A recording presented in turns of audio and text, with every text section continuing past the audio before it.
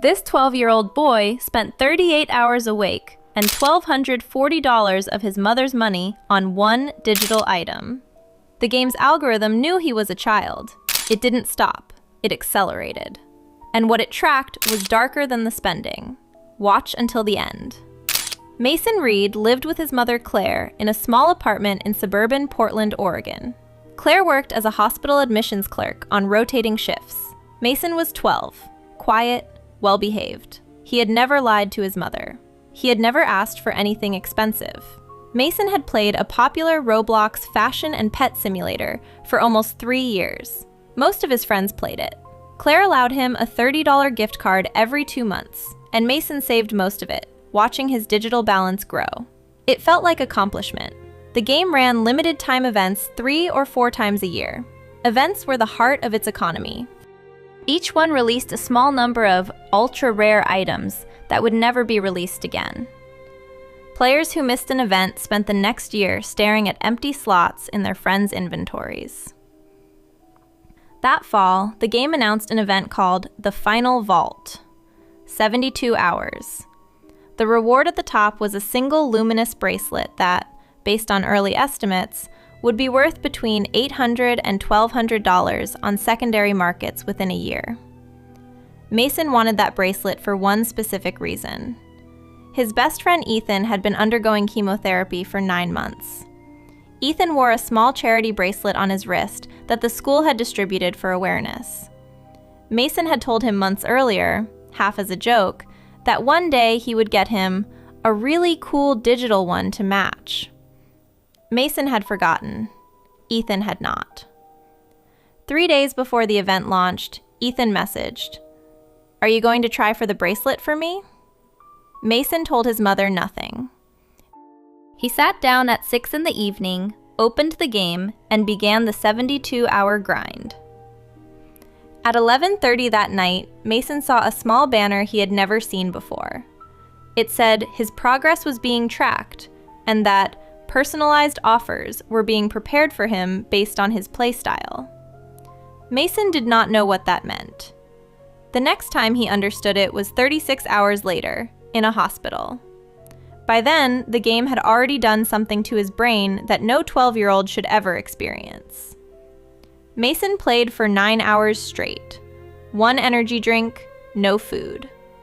By 3 in the morning, his eyes burned, and the bracelet was still locked behind a progress bar that read 17%. That was when the game's offer system did what it had been designed to do. A new window appeared. "We've noticed you're working hard. Skip ahead with these limited bundles." 3 options: $5, $20, $100. Skip up to 12 hours of progress. Mason hesitated. His own balance was $22. Not enough. But Claire had set up a feature on the family tablet that automatically saved her credit card for emergency one-tap purchases, used once 2 years earlier to pay an emergency vet bill. The card details were still saved. Mason knew. He had watched her use it. At 3:47 a.m., he tapped the $20 package. No two-factor, no password prompt, no "are you sure" specifically tailored for minors. The charge processed in 8 seconds. His progress bar jumped to 29%. Mason's brain, 12 years old, exhausted, processed this jump like a slot machine payout. The bracelet, which had felt impossible, suddenly felt achievable. So he tapped again. $50. 8 seconds. 46%. By 5 in the morning, Mason had spent $220. By noon the next day, after a brief nap and a sandwich Claire didn't see him take, he had spent $640. The bundles he was being shown had grown larger. The pricing had grown more aggressive. Flashing red countdown timers activated whenever he hesitated for more than 4 seconds. This was not a person manipulating Mason. This was a system refined over thousands of A/B tests on millions of children. designed to identify when a player was emotionally invested, sleep-deprived, and close enough to the goal that giving up would feel like personal failure. Claire was working a double shift. She had not been home in 17 hours. At 2:14 p.m. on day 2, an automated fraud detection system at Claire's bank sent her a text about an unusual spending pattern. Claire was admitting an elderly stroke patient. She glanced at the text. It said the charges appeared consistent with subscriber behavior and required no action. She dismissed it. She did not know that the system had been built to recognize fraud, not children. And for the next 22 hours, no one in the world was going to call her. While Mason kept playing, somewhere in a corporate office across the country, an internal product team was monitoring the event in real time. They watched dashboards full of numbers: how many players had reached each milestone, how many had purchased bundles, how the conversion rates compared to previous events. There was one specific dashboard that, by all professional and ethical standards, should not have existed. It tracked high-intent juvenile spend behavior, charges placed in rapid succession, late at night, on accounts where the registered birth date placed the user under 13. The dashboard's public-facing purpose was to identify minors who might need parental intervention. What the team was actually using it for was different. Months later, when the story broke, an internal product strategy document leaked to a major newspaper. The document described how the dashboard could be used to calibrate offer aggression downward for low LTV minors and upward for high LTV minors. Translation: kids whose families couldn't afford to keep paying would see softer offers. Kids whose families had given the algorithm signals of high disposable income would see harder ones. Mason's account had been flagged the previous summer when Claire used the family card for a small back-to-school spend. The household had been marked high LTV. Mason was now seeing the harder offers. By 4 a.m. on day 3, Mason's 34th hour awake, the bracelet was at 93%. He had spent $1,110. He could no longer feel his hands. He could not see clearly out of his left eye. His heart was beating fast enough that he was aware of it as a sound. The next bundle offered him the final 7% for $130. He tapped it. The bracelet appeared in his inventory at 4:11 a.m. He stared at it for 40 seconds. He couldn't remember why he had wanted it. He couldn't remember Ethan. He couldn't remember anything except the goal, which was now over, and the feeling, which was now empty. Mason stood up to walk to his mother's room. He made it 3 steps before his legs collapsed under him. At 4:14 a.m., Claire's phone finally rang. It was not the bank. It was Mason's tablet, which, in falling beside him, had auto-dialed her on a stuck emergency call shortcut.